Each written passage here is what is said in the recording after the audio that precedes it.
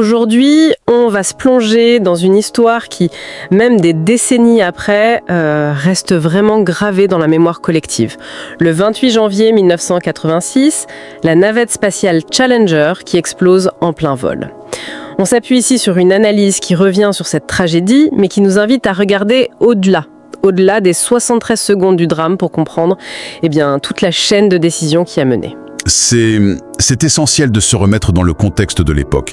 On est au milieu des années 80. Le programme spatial américain, c'est une machine qui semble parfaitement huilée, presque une routine triomphale. On parle de navette spatiale. Le mot lui-même banalise complètement le voyage, en fait. L'idée, c'était que l'espace devenait une destination, presque comme une autre, et que la NASA maîtrisait son sujet.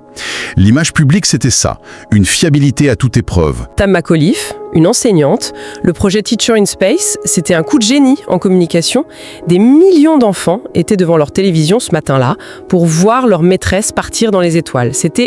L'enthousiasme était national. Exactement. Et c'est là que notre analyse commence vraiment. On va s'intéresser au gouffre qui existait entre cette image de perfection et la réalité des coulisses. Parce que le risque, lui, il n'avait rien de banal. Il était connu, il était documenté et discuté avec beaucoup d'angoisse par ceux qui savaient. Cette histoire, c'est moins celle d'une machine qui a failli que celle d'une organisation qui, sous pression, a fait les mauvais choix. C'est une étude de cas vertigineuse sur la faillibilité humaine. Alors, commençons par le tout début, avant même que les moteurs ne s'allument. Tout part d'un élément qui peut sembler complètement anodin, la météo en Floride. Oui, un froid.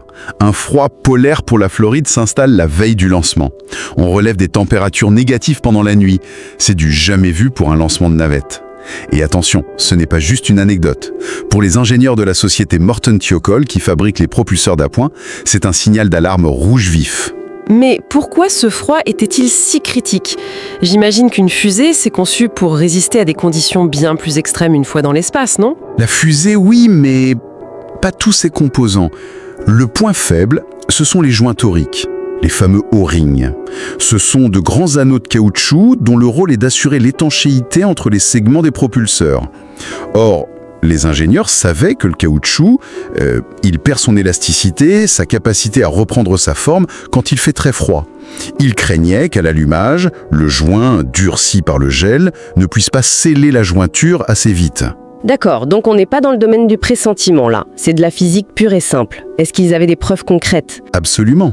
Ils avaient des données de vol précédents qui montraient déjà une érosion de ces joints, même à des températures bien plus clémentes. Le soir qui précède le lancement, il y a une téléconférence, une vraie réunion de crise, qui dure des heures entre les ingénieurs de Thiokol et les responsables de la NASA. Et les ingénieurs sont formels. Ne lancez pas. Les risques sont trop élevés. Leur recommandation officielle, c'est de reporter. C'est incroyable. Les concepteurs de la pièce disent non, et pourtant la navette a décollé.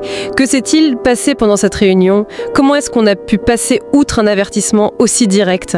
C'est là qu'on bascule de l'ingénierie à la psychologie organisationnelle. La pression sur la NASA était immense. Le programme avait du retard, il y avait des impératifs politiques, médiatiques. Annuler le vol de l'institutrice star. Exactement. Ça aurait été perçu comme un échec. Un des responsables de la NASA aurait eu cette phrase terrible. Il aurait dit « Quand voulez-vous qu'on lance ? En avril prochain ?» Il a demandé aux ingénieurs de Thiokol de, je cite, « mettre leur casquette de manager et de reconsidérer leur position ». Autrement dit, arrêtez de penser comme des ingénieurs prudents et pensez aux objectifs du programme. C'est tout à fait ça. La direction de Morton Thiokol, sous la pression de son plus gros client, la NASA, a fini par contourner ses propres experts. Elle a donné son accord pour le lancement. La prudence technique a été sacrifiée sur l'autel des impératifs de calendrier et d'image. On arrive donc au matin du 28 janvier 1986, 11h38. Contre l'avis des experts, Challenger décolle. Les images, tout le monde les connaît. Cette colonne de feu, la navette qui s'élève, lentement, puis de plus en plus vite, dans un ciel bleu parfait. Pour les millions de spectateurs, tout à l'heure, normal. En apparence, seulement. Parce que les caméras au sol, qu'on a analysées plus tard, captent une petite bouffée de fumée noire. Ah oui.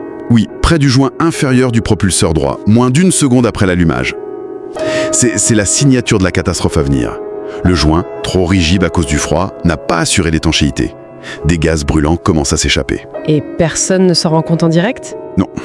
C'est impossible à voir à l'œil nu et les données de télémétrie ne le montrent pas.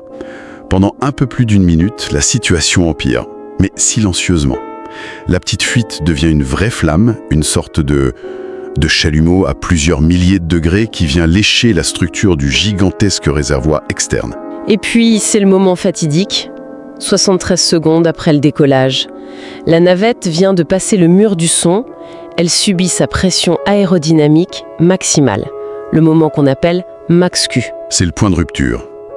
La flamme a suffisamment affaibli la structure, le propulseur pivote, heurte le réservoir qui se déchire. Et là, des centaines de tonnes d'hydrogène et d'oxygène liquide sont libérées et s'enflamment instantanément dans une boule de feu gigantesque. Ce n'est pas une explosion au sens classique du terme, c'est une désintégration totale de la structure en plein vol. Je me souviens de ça à la télévision, ou plutôt de l'absence de son. Après l'image, il y a la voix du commentateur de la NASA qui devient hésitante, clairement un dysfonctionnement majeur. Et puis, plus rien. Un silence assourdissant. Ce silence, c'est peut-être le son le plus marquant de toute la conquête spatiale. C'est le moment où le rêve se brise en direct. L'incompréhension, puis l'horreur. Des caméras continuent de filmer les débris qui retombent, en longues traînées de fumée. C'est une image surréaliste. Le triomphe de la technologie s'est transformé en tragédie nationale en 73 petites secondes. Une tragédie qui va bien sûr déclencher une enquête d'une ampleur sans précédent. Et ce que les enquêteurs vont découvrir est presque aussi glaçant que l'accident lui-même. Oui, la commission Rogers, menée par l'ancien secrétaire d'État William Rogers, va faire un travail de fond. Et sa conclusion est sans appel. La catastrophe de Challenger n'est pas un accident au sens de fatalité imprévisible, elle est le résultat d'une culture et d'un processus de décision qui était profondément défaillant. C'est ça le cœur du problème. La technologie n'a pas subitement échoué. Les humains qui la géraient ont failli. Bien avant. C'est exactement ça. La commission a révélé que non seulement les avertissements des ingénieurs avaient été ignorés le soir du lancement, mais que le problème des joints était connu depuis des années. La NASA savait que les O-rings s'érodaient à chaque vol. Mais comme ça n'avait jamais provoqué de catastrophe, on avait fini par considérer ce défaut comme un risque acceptable. Attendez, un risque acceptable. On parle d'un équipage humain. Comment une organisation aussi rigoureuse que la NASA a-t-elle pu en arriver là ? C'est un phénomène très bien documenté en sociologie des organisations. La sociologue Diane Vaughan a appelé ça la normalisation de la déviance. L'idée, c'est qu'une organisation grisée par ses succès s'écarte progressivement de ses propres règles de sécurité. Chaque fois qu'on transgresse une règle sans qu'il y ait de conséquences négatives, la nouvelle pratique, plus risquée, devient la nouvelle norme. C'est un peu comme si le voyant d'alerte sur le tableau de bord de votre voiture s'allume, mais qu'elle continue de rouler. Au début, on s'inquiète, puis si ça arrive de nouveau et que rien ne se passe, on s'habitue. On finit par l'ignorer, jusqu'au jour où le moteur lâche. C'est une excellente analogie. C'est précisément ce qui s'est passé. La NASA a ignoré le voyant d'alerte des joints vol après vol. Ils ont redéfini le danger comme étant acceptable. Le physicien Richard Feynman, qui était membre de la commission, a eu cette phrase géniale. Il a accusé la NASA de jouer à une sorte de roulette russe. Ah oui. Chaque lancement était un nouveau tirage et ce jour-là, la chance a tourné. Feynman, c'est aussi lui qui a fait cette démonstration spectaculaire en pleine conférence de presse, c'est bien ça, hein ? Oui, un moment de télévision absolument iconique. Pour prouver à quel point le problème était simple et connu, il a simplement plongé un petit morceau de joint dans un verre d'eau glacée. Puis il l'a compressé avec une pince. Et le caoutchouc, devenu rigide, ne reprenait pas sa forme. Il a montré au monde entier, de la manière la plus simple possible, l'origine de la catastrophe. Il a exposé le fait que ce n'était pas un mystère scientifique, mais une faille basique que la direction avait choisi d'ignorer. La conclusion est terrible. La catastrophe aurait non seulement pu, mais aurait dû être évitée. Quel a été l'héritage de tout ça ? Est-ce que ce choc a au moins servi à changer les choses ? L'impact était immense. D'abord, il y a eu une prise de conscience brutale de la fragilité de la technologie. L'idée que le progrès était une marche en avant inéluctable et sans danger a volé en éclats. On a compris que les systèmes les plus complexes sont toujours à la merci des décisions humaines. Et concrètement, qu'est-ce qui a changé au sein de la NASA ? Le programme des navettes a été mis à l'arrêt pendant presque 3 ans. Et pendant ce temps, tout a été revu. La sécurité est passée du statut de simple priorité à celui de prérequis absolu.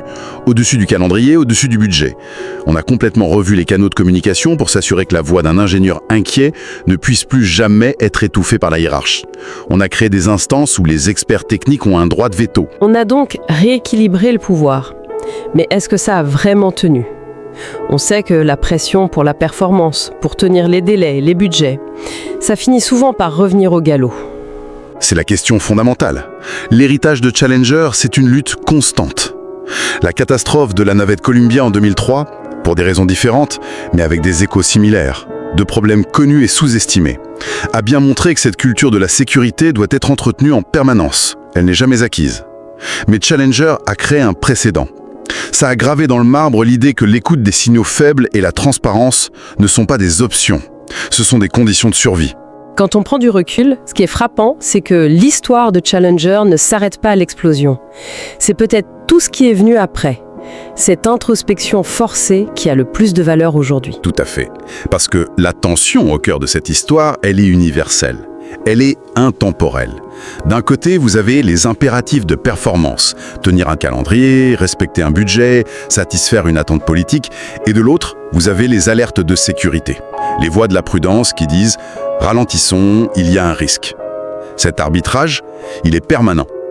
Et il ne se limite pas à l'aérospatiale, j'imagine. Pas du tout. On le voit aujourd'hui dans le développement de l'intelligence artificielle, où s'opposent la course à la commercialisation et les alertes sur les risques éthiques. On le voit dans la finance, quand la pression pour les profits pousse à ignorer les risques systémiques. On le voit dans n'importe quel projet, en fait. La tentation de prendre un raccourci, d'ignorer un petit détail pour tenir une deadline, elle est partout. Si on devait distiller l'essence de cette histoire, ce serait que le progrès sans la prudence n'est qu'une illusion. L'ambition, l'enthousiasme, ce sont des moteurs extraordinaires, mais s'ils ne sont pas contrebalancés par une culture de l'écoute et du doute, eh bien, ils peuvent mener droit à la catastrophe. Cela soulève une question essentielle pour notre époque qui est tout aussi fascinée par la vitesse que les années 80. La leçon de Challenger, c'est que la personne la plus importante dans une réunion n'est pas toujours celle qui dit « oui, on y va », mais parfois celle qui a le courage de dire « non, attendez ». Et ça laisse une question fondamentale en suspens. Une question qui nous concerne tous, dans n'importe quel projet, qu'il soit professionnel ou personnel. Quand l'enthousiasme est à son comble et que la pression d'avancer est maximale, comment fait-on ? Comment fait-on pour s'assurer que cette petite voix de la prudence, celle qui nous alerte sur un risque, soit non seulement entendue, mais surtout véritablement écoutée ?